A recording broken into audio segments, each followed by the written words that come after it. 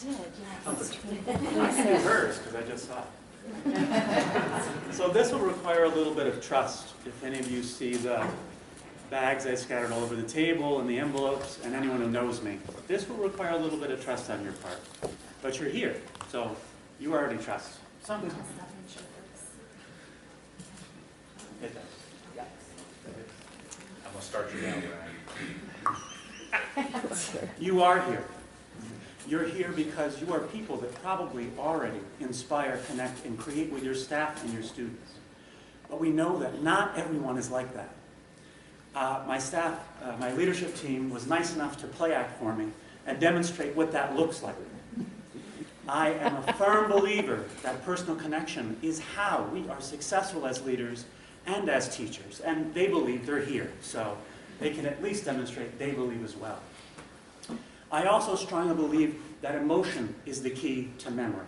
And without us able to activate memory, we don't get to leadership. We don't get to learning. And multiple intelligence is the great pathway to get there. I'm going to try and activate some of those in you today.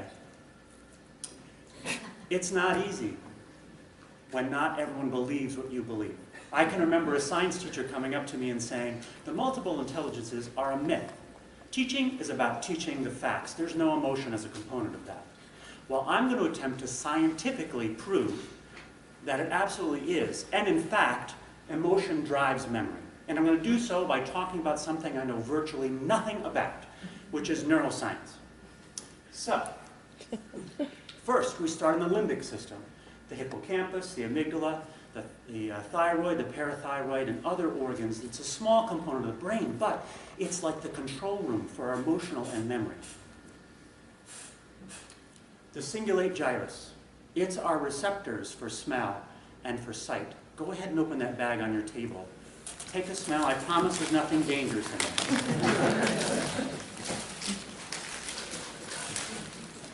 Take 2 seconds and turn to your neighbor and tell them what you smell, if you can figure it out. Mine's a marker.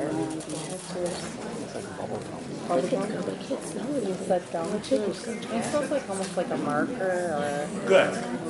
If we had more time, what I would ask of you is, what is the memory that's attached to that smell? We don't have 15 seconds, so I'm going to go on. Next we have the amygdala. This is the control room for our emotions, and the amygdala also is responsible, precursor for dopamine, which I'm sure that you've all heard of. Dopamine is that activator, that thing that is released when we're excited, we're afraid, or we're experiencing pleasure or reward. The other exciting thing about dopamine is that it is created by giving opportunity. Our brain is trying to predict what's going to happen next. In the hippocampus. In the hippocampus, we store our memories. And the great thing about dopamine is it creates elasticity in those connections between your neurons, in those cells. Remember the synapses, the pictures they showed of the brain cells? And makes those memories vivid. I want you to close your eyes. Trust me. Oh, Danny boy, the pipes are calling. From glen to glen and down the mountainside.